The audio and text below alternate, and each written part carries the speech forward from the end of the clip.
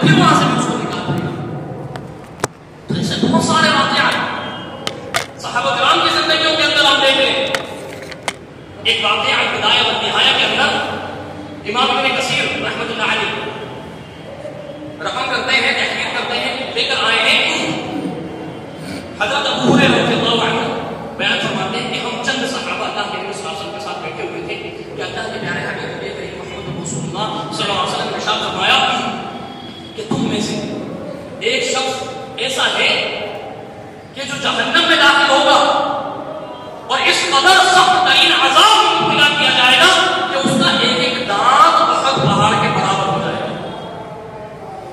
حالانکہ مصدر حاکم کی ایک دوسری روایت ہے جو بالکل عام ہے، عمومی طور پر اس کے اندر یہ الفاظ موجود ہیں. وہ کس وجہ سے یہی سیم حدیث میں اتنا ہی ٹکڑا اس حدیث کا یہ موجود ہے مصدر حاکم کے اندر الگ سے روایت. وہ کس وجہ سے؟ وہ اس وجہ سے کہ جب جہنم کے سانپ اور بچھو اس قدر ڈسیں گے، کاٹیں گے اور عذاب مبتلا کریں گے کہ جس کی بنا پر انسان کا جسم سوج کر اتنا بڑا ہو جائے گا کہ اس کے صرف ایک دانت کا حال یہ ہو جائے گا کہ بہت پہاڑ کے برابر اس کے ایک دانت ہو جائے گا. اتنا ہی نہیں بلکہ یہ جو دو پھولے ہوتے ہیں نا، دو ہپس ہوتے ہیں ہمارے، دو پھولے ان کے درمیان کتنا فاصلہ ہوتا ہے، 1 یا 2 انچ مشکل سے.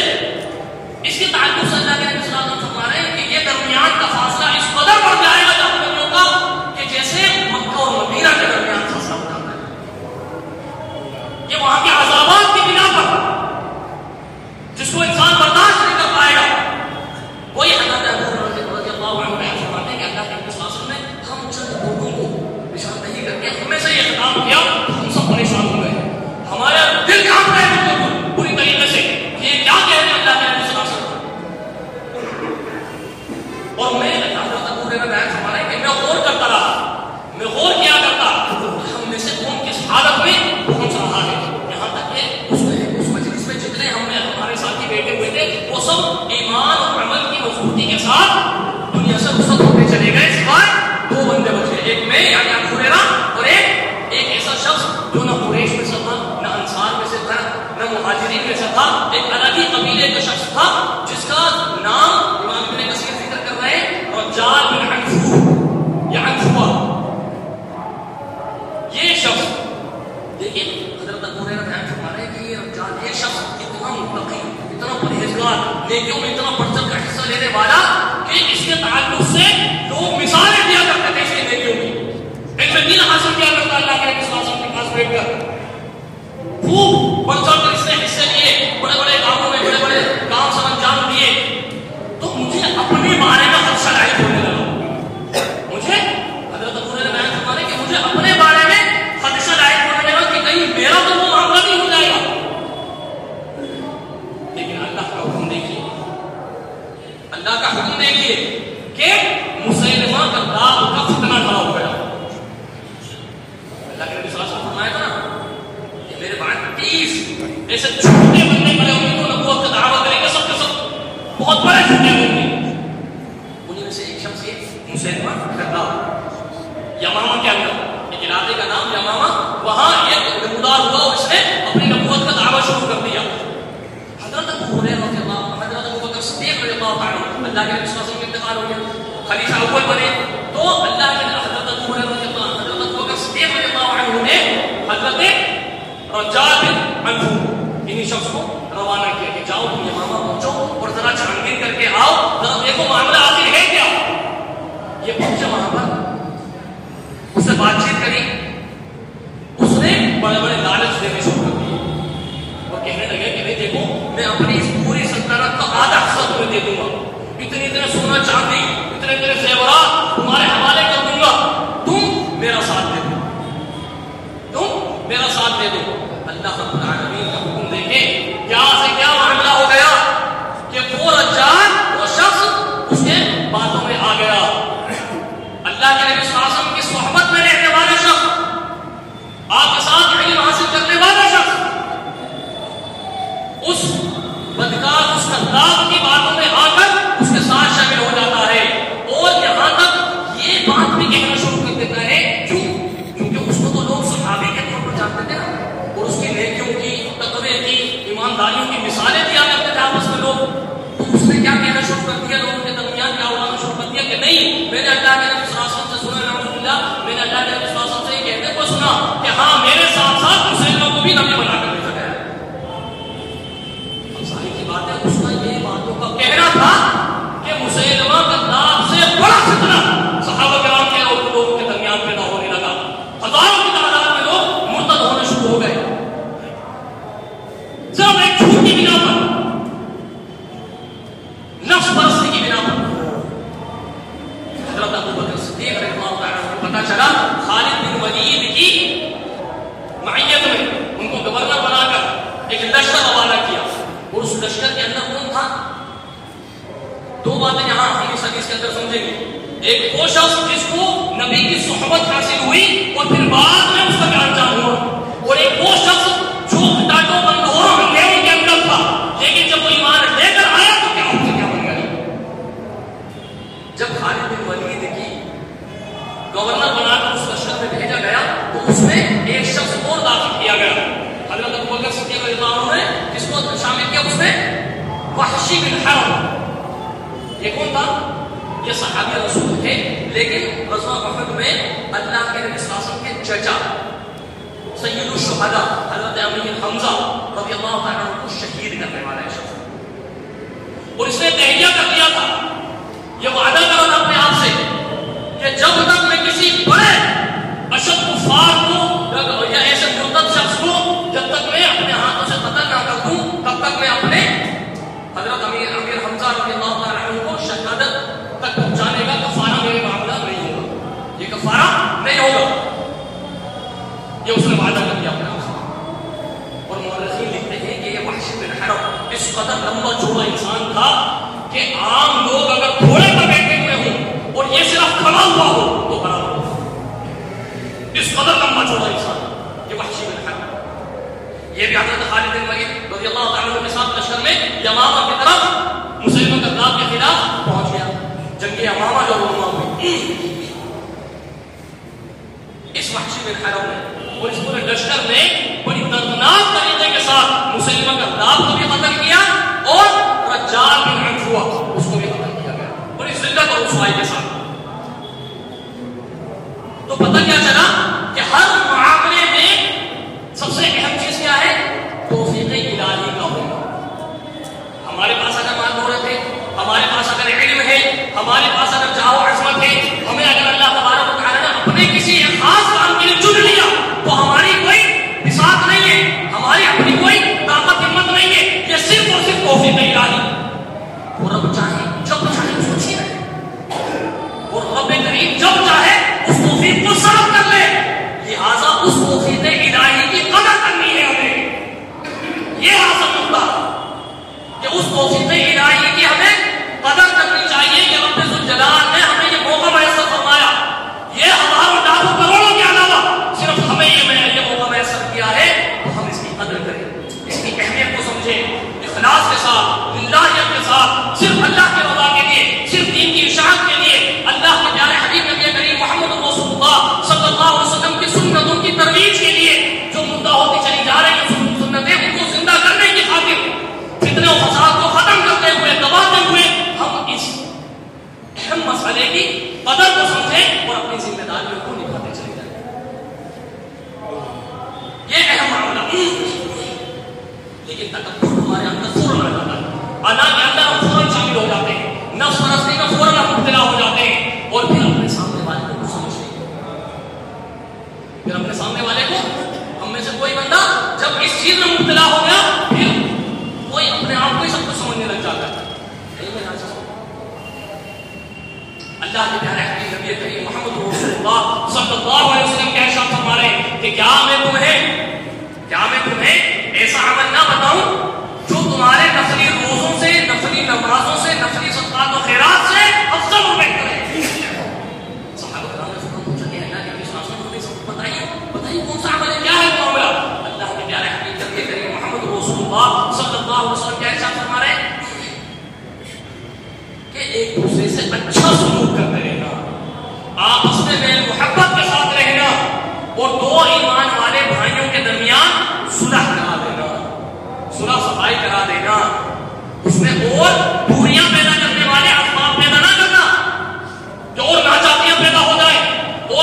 ضرورتیں پیدا ہونے لگ جائیں اور شیطان کو موقع ملتا چلا جائے. نہیں، میل سے، محبت سے، اتفاق سے، اتحاد سے، اخلاق سے، اچھے اور زندگی کے ساتھ ان میں آپس میں میل محبت پیدا کرنے کی دوبارہ کوشش کریں. اچھا سلوک کرتے رہنے کی کوششیں کی جائے. نہیں، اللہ کے پیارے حبیب کے قریب محمد رسول اللہ صلی اللہ علیہ وسلم نے اس کے تعلق سے بڑی تاکید فرما رہا ہے، بڑی تاکید فرما رہا ہے. صحیح مسلم کی روایت فإن دماءكم وأموالكم وأعراضكم حرام بينكم. کہ دیکھو تمہارا آپس میں ایک دوسرے کا خون حرام ہے، دیکھو تمہارا آپس میں ایک دوسرے کا مال تمہارے لیے حرام ہے، آپس میں ایک دوسرے کی عزتوں کے ساتھ کھیلنا یا تو پھر حرام قرار نہیں کیا گیا. کسی ایمان والے کو اجازت نہیں ہے قطعی طور پر کہ وہ اپنے کسی دوسرے مسلمان بھائی کی عزت کے ساتھ کھیلے، اس کو نیچے دکھانے کی کوشش کرے. اس کے اندر اگر کہیں کوئی کمی کوئی کجی نظر آ رہی ہے اس کی اصلاح اچھی طریقے سے کرنے کی کوشش کرو. سنا ابو داؤد کی روایت اللہ کے پیارے حبیب نبی کریم محمد رسول اللہ صلی اللہ علیہ وسلم کیا فرما رہے ہیں؟ المؤمن مرآة أخيه إذا رأى فيه عيبا فأصلحه. کہ ایک ایمان والا اپنے دوسرے بھائی کا ایک آئینے کی طرح ہے. جیسا ہے آئینے کی طرح ہے. جب اس کے اندر کوئی عیب دیکھے، کوئی کمی دیکھے، کوئی ایسا نقص دیکھے، کوئی کجی دیکھے، کوئی کمزوری دیکھے تو فأصلحه، اس کی اصلاح کر دیتا ہے. اصلاح کیسے کرتی ہے؟ کہ آئینے کی طرح. آئینہ کیسے اصلاح کرتا ہے؟ آئینہ کیسے اصلاح کرتا ہے جناب؟ ہم تیار ہو کر آئینے کے سامنے کھڑے ہو جاتے ہیں تو آئینہ کا چیز ٹھیک کر بتاتا ہے ہمیں، اعلان کر کر کے بتاتا ہے ہمیں کہ نہیں اپنے تھوڑے سے بال کو ایسے ٹھیک کر لو، تمہاری داڑھی تھوڑی سی ٹھیک نہیں ہے اس کو صحیح کر لو، دھیان کو لو کچھ لگا ہوا ہے اس کو صاف کر لو، تمہاری گریز ہو رہی ہے جہاں سے اس کو اچھی طرح سے برابر کر لو. نہیں، اس کو دیکھ کے ہمیں پتہ چل جاتا ہے، اتنی خاموشی کے ساتھ کوئی صاف کر دیتا ہے. یہ مثال دے رہے ہیں اللہ کے نبی صلی اللہ علیہ وسلم کہ ایک ایمان والا دوسرے ایمان والے کے لیے ایسا ہونا چاہیے. یہ ہے ایمان کا تقاضا، نہ کہ ان کو اس قدر بڑا چڑھا کر معاملات کو بڑھا دینا کہ ایک فتنہ برپا ہو جائے. الفتنہ اشد من القتل، قتل کر دینے سے زیادہ برا فتنہ کھڑا کر دینا ہے، اس سے زیادہ سخت ترین معاملہ ہے. نیتیں ہماری صاف ہوتی ہیں، خالص ہوتی ہیں، لیکن کبھی کبھی ہمارے طریقے غلط ہو جاتے ہیں. ہم ایسا رویہ اختیار کر لیتے ہیں کہ جس کی بنا پر وہ معاملہ خراب ہو جاتا ہے. میں آپ کو مثال دوں، ہم سب کو اچھی طرح سے معلوم ہے کہ سود کس قدر برا اور گناہ کا کام ہے. سود لینے والا اس کا حساب رکھنے والا، اس کا گواہ. صحیح مسلم کی روایت کے مطابق اللہ کے نبی صلی اللہ علیہ وسلم فرما رہے ہیں کہ سب پر لعنت ہے اور یہ سب گناہ میں برابر کے شریک ہے. سود جس کے بارے میں سورہ بقرہ کے اندر کیا فرمایا کہ یہ لوگ جو سود میں ملوث ہوتے ہیں، چاہے ایک پیسہ ہو، ایک پیسہ ہو یا کسی تعداد ہو، لیکن قیامت کے دن اس حالت میں کھڑے ہوں گے جیسے شیطان نے ان کو چھوٹا معاملہ کر دیا. اور یہی حدیث میں ہے، اللہ کے نبی صلی اللہ علیہ وسلم ارشاد فرما رہے ہیں، کرن مطلب کی روایت ہے کہ سود خور شخص قیامت کے دن اس حال میں اٹھے گا کہ جیسا کوئی باولا عادت دیوانہ شخص اٹھتے ہی اس عذاب میں مبتلا کیا جائے گا تو اس کے نیچے کا ہونٹ زمین پر گھسٹ رہا ہوگا، اس قدر پھیل کر پڑا ہو جائے گا تو وہ زمین پر گھسٹ رہا ہوگا. پھر اللہ کے نبی صلی اللہ علیہ وسلم نے سورہ بقرہ کی یہی آیت پڑھی، آیت نمبر 275، الذین یأکلون الربا لا یقومون الا کما یقوم الذی یتخبطہ الشیطان من المس. یہ سود اس قدر عظیم ترین گناہ کہ جس کے تعلق سے صحیح بخاری کی ایک لمبی طویل روایت دیکھیں، اس کو صرف سود کے تعلق سے جو حصہ ہے اس کو ہم غور کریں تو ہمیں پتہ چلتا ہے کہ اللہ کے نبی صلی اللہ علیہ وسلم نے مشاہدہ کیا تو دیکھ میں جہنم کے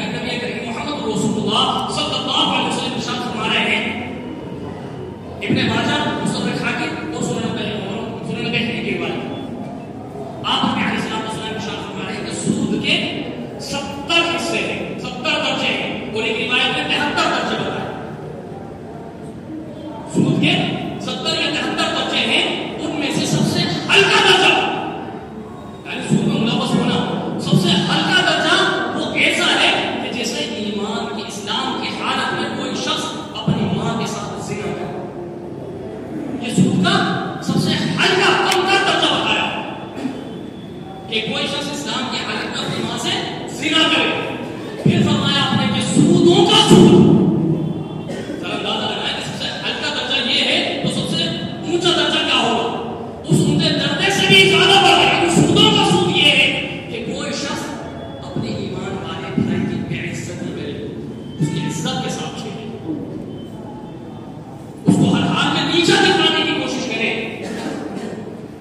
قطعی طور پر اجازت نہیں ہے. اصلاح کی جائے گی پھر اور بہت اچھے اور عمدگی کے ساتھ اصلاح کرنے کی کوشش کی جانی چاہیے، لیکن انتشار، اختلاف، تذبذب، تشدد اس کی اجازت نہیں.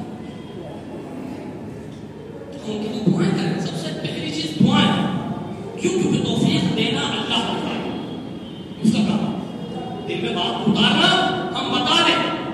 اللہ کے نبی صلی اللہ علیہ وسلم نے کیا فرمایا؟ لست علیہم بمسیطر، آپ کو داروغہ بنانا نہیں دینا. اللہ کے نبی کو یہ حق نہیں ہے کہ سختی کے ساتھ کسی بات پر عمل کرانے کے لیے ضد کرے.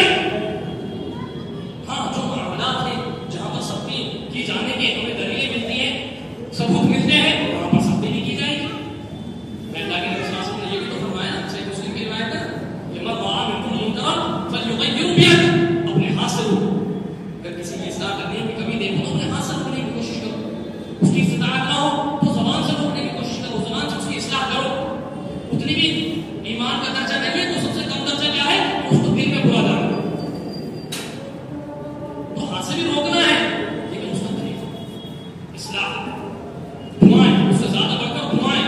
کیوں؟ کیونکہ ہماری باتوں میں اثر دینا بھی اللہ کا کام ہے اور اس کے دل میں ان باتوں کو اتارنا بھی اللہ کا کام ہے. ہماری بات بتا دینا، صحیح بات پہنچا دینا، صحیح جو اصل منہج ہے، جو طریقہ ہے، جو معاملہ ہے وہ بتا دینا ہے. بس اب اس کی اپنی کتنی توفیق ہے اللہ سے مانگنے کی کہ وہ ہدایت کا کتنا طلبگار ہے یا معاملہ کس قدر ہے، یہ اس کا اللہ کا کام ہے. ہم اس کو ہر حال میں سمجھاتے رہیں، اخلاق کے ساتھ بتاتے رہیں، اس کو باور کراتے رہیں، متنبہ کرتے رہیں، خبردار کرتے رہیں. اگر ایسا ہو رہا ہے معاملہ، کیوں؟ کیونکہ اس کی بھی بڑی فضیلت ہے، اس کی بھی بہت زیادہ فضیلت ہے. آج اکثر کیا کہہ دیا جاتا ہے؟ یہ عام طور پر صرف یہی کا مسئلہ نہیں ہے، یہ عام طور پر جماعتی حضرات، جماعتی جتنے احباب ہیں، خاص طور سے وہ لوگ جو قرآن و سنت کے دعوے دار ہیں، میں ان کی بات کر رہا ہوں صرف، کہ اکثر و بیشتر جگہ جگہ یہ بات سننے کو ملتی ہے لوگوں کی زبان سے کہ نہیں، اگر یہ نہیں کیا تو کچھ حرج ہے کیا؟ یہ فرض ادا نہیں ہوگا؟ اگر ایسا نہیں کیا تو کوئی حرج پیدا ہو جائے گا، ہماری عبادت قبول نہیں ہوگی. نہیں، ہو جائے گی قبول، لیکن سنتوں کی اہمیت کا کیا معاملہ ہوگا؟ تو سنتوں کی اہمیت کیسے پتہ چلے گی؟ وہ سنتیں، وہ معاملات جو اللہ کے نبی صلی اللہ علیہ وسلم نے سختی کے ساتھ صحابہ کرام کو سکھائے، اُوصیکم بتقوی اللہ والسمع والطاعہ وإن عبدا حبشيا فإنه من يعش منكم بعدي فسيرى اختلافا كثيرا فعليكم بسنتي وسنة الخلفاء الراشدين المهديين. سنن ابو داؤد کی روایت حضرت عباد انصاری رضی اللہ تعالی عنہ نے فرمایا، بڑی مشہور حدیث ہے کہ میں تمہیں تقوی کا حکم دے رہا ہوں، اپنے امیر کی بات سننا اور اس کی اطاعت کا حکم دے رہا ہوں. اگرچہ کوئی حبشی غلام ہی تو تم پر امیر کیوں نہ مقرر کر دیا جائے، پھر بھی اس کی سننا، اس کی اطاعت کرتے رہنا جب تک وہ تمہیں دین کے اوپر چلاتا رہے. دیکھو میرے بعد تم بہت سارے اختلافات دیکھو گے، چھوٹی چھوٹی باتوں میں اختلافات دیکھو گے، بہت سارے معاملات ایسے ہوں گے کہ جن میں تمہیں ایک حدیث کچھ کہہ رہی ہے، دوسری دلیل میں کچھ اور بتا رہے ہیں. بہت سارے اختلافات ملیں گے، کوئی کچھ کہہ رہا ہے، کوئی کچھ کہہ رہا ہے، فلاں شیخ کچھ کہہ رہا ہے، فلاں حضرت کچھ کہہ رہا ہے، ان کا فتویٰ کچھ اور ہے، ان کا فتویٰ کچھ اور ہے. تو تم نے کیا کر دینا ہے؟ فعلیکم بسنتی سنت الخلفاء المہدیین الراشدین وعضوا علیہا بالنواجذ. دیکھو صحابہ کرام رضوان اللہ علیہم اجمعین کے طریقے کو اختیار کر لینا.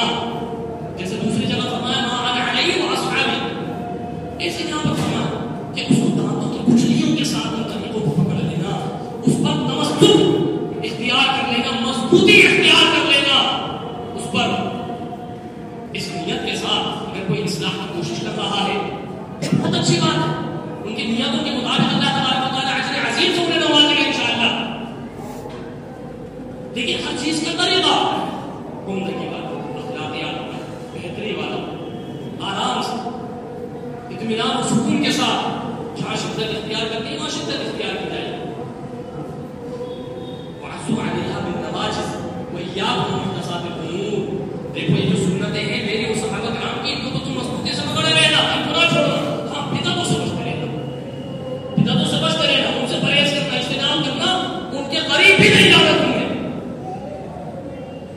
اب مثال کے طور پر اللہ کے پیارے حبیب نبی کریم محمد رسول اللہ صلی اللہ علیہ وسلم کیا ارشاد فرمایا ہے؟ حضرت عبداللہ بن عباس رضی اللہ عنہ کی روایت, مستدرک حاکم کی بالکل صحیح روایت.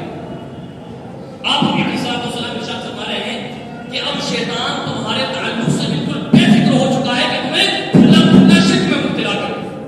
اس چیز سے وہ بے فکر ہو چکا ہے کہ تم ایمان والوں کو بالکل واضح اور کھلا کھلا شرک میں مبتلا کرے.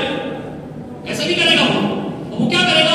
اب وہ تمہیں چھوٹے چھوٹے باتوں میں الجھا کر, تمہیں چھوٹے چھوٹے گناہوں میں ملوث کر کے تمہیں جہنم کا ایندھن بنائے گا.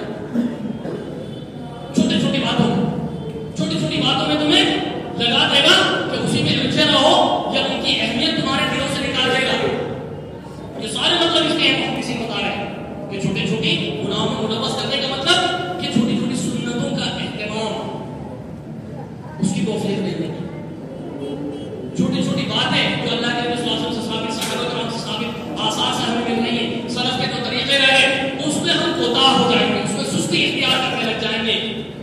طرح طرح کی باتیں بنا کے تو کیا اس کے بغیر نماز نہیں ہوگی, کیا اس کے بغیر ہمارا وضو نہیں ہوگا, کیا اس کے بغیر ہمارے یہ سارے معاملات نہیں ہوں گے, ہو جائیں گے نا. بس یہ سنت کی تو ہے, فرض تو نہیں ہے.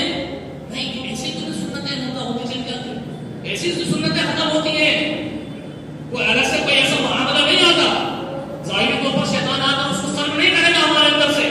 نہیں, ہمارے اپنے ہی ایسی باتیں ہوتی ہیں کہ ہم ان کو کتنی اہمیت دے رہے ہیں, جس کی بنا پر رفتہ رفتہ آہستہ آہستہ دھیرے دھیرے وہ ساری سنتیں مفقود ہوتی چلی جاتی ہیں. ایک وقت آتا ہے کہ جب وہ کوئی سنت بتانے والا ہو تو بڑا عجیب لگتا ہے, یہ کیا, ایسا بھی کوئی معاملہ ہے. کیوں؟ کیونکہ ہم نے پہلے سے ہی ایسے ذہن سازی کر دی کہ بھائی سنتوں کی اہمیت ہی نہیں ہے ہمارے نزدیک, تو اس سے عجیب تعجب محسوس ہونے لگ جاتا ہے. نہیں میرا عزیز, وہی اللہ کے رسول صلی اللہ علیہ وسلم فرمایا کہ چھوٹے چھوٹے گناہوں میں تمہیں ملوث کر کے وہ تمہیں جہنم کا ایندھن بنا دے گا. پھر آپ نے کیا وصیت فرمائی, کیا تاکید کریں, انی قد ترکت فیکم ما ان اعتصمتم به فلن تضلوا ابدا.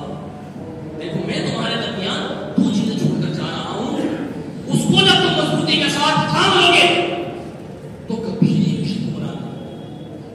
بھی رائے حق سے نہیں آ سکو گے, کبھی بھی تمہارے قدم لڑکھڑائیں گے نہیں, قدم ڈگمگائیں گے نہیں, تم مضبوطی کے ساتھ جمے رہو گے.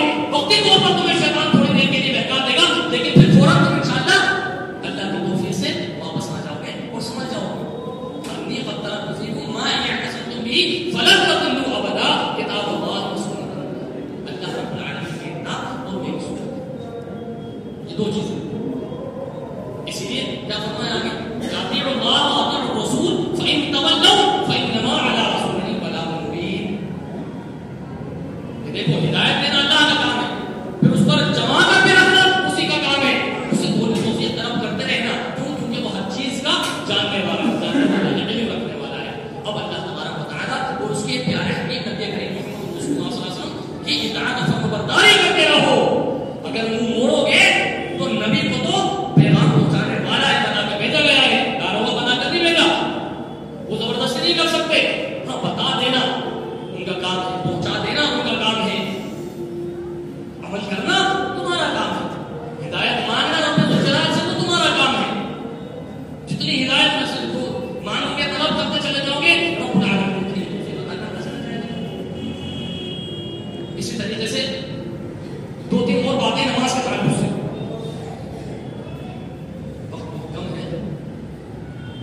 مختصر, بہت ہی مختصر. بخاری مسلم وغیرہ کی روایتیں ہیں, اور اسی طریقے سے صحیح ابن حبان, بیہقی اور مستدرک حاکم کی روایت ہے. بخاری مسلم والی جو روایتیں صحیح ترین ان کے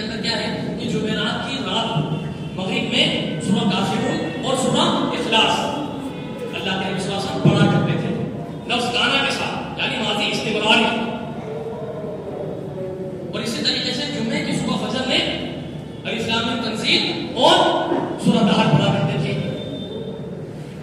اسی طریقے سے عشاء کی نماز جمعرات کا دن گزار کر جو عشاء کی نماز آ رہی ہے اس عشاء کی نماز میں یہ جو صحیح ابن حبان بیان اور صدر حاکم والی روایت ہے اگرچہ کچھ ضعف ہے دیگر محدثین نے کسی راوی میں کچھ ضعف کیا ہے کلام کیا ہے لیکن امام ابن حبان امام بیہقی اور امام حاکم نے ان تمام راویوں کو ثقہ قرار دیا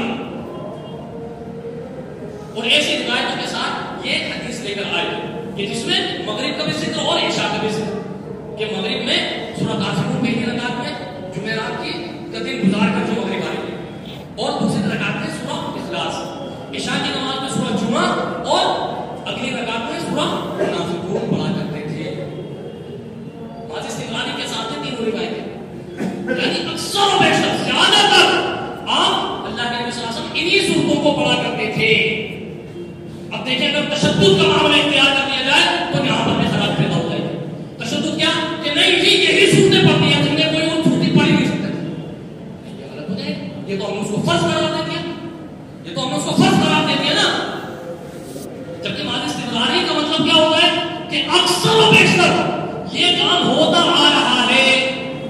ہاں کبھی کبھی چھوڑا گیا اس کا یہی مطلب ہوتا ہے کہ کبھی کبھی چھوڑا گیا تو ہم کبھی چھوڑ بھی دیں تاکہ یہ بھی احساس ہو کہ یہ فرض نہیں ہے. انہیں مخصوص سنتوں کا پڑھنا ان مخصوص نمازوں میں فرض نہیں ہے. ہاں لیکن سنتوں کی اہمیت بتانے کی وجہ سے اکثر و بیشتر ان سنتوں کا اہتمام کرنا یہ ضروری ہے. تو انشاءاللہ سارے مسئلے حل ہو جائیں.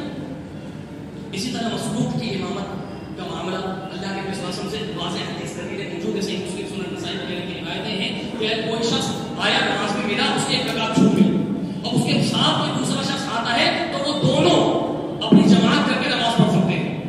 اس کو کہتے ہیں مسبوق کی امامت. اللہ کے نبی صلی اللہ علیہ وسلم کے ساتھ پوری زندگی میں ایک ہی مرتبہ فجر کی نماز چھوٹی ایک رکعت چھوٹی. حضرت بلال نے حضرت عبدالرحمن بن عوف کو آگے بڑھا دیا جیسے مسلم کی روایت ہے. تو حضرت مغیرہ بن شعبہ جو ساتھ میں تھے وہ یہ حدیث کے راوی نہیں ہے بڑی لمبی طویل روایت ہے. صرف یہ جو بات ہے نا اس کو سمجھنا ہے.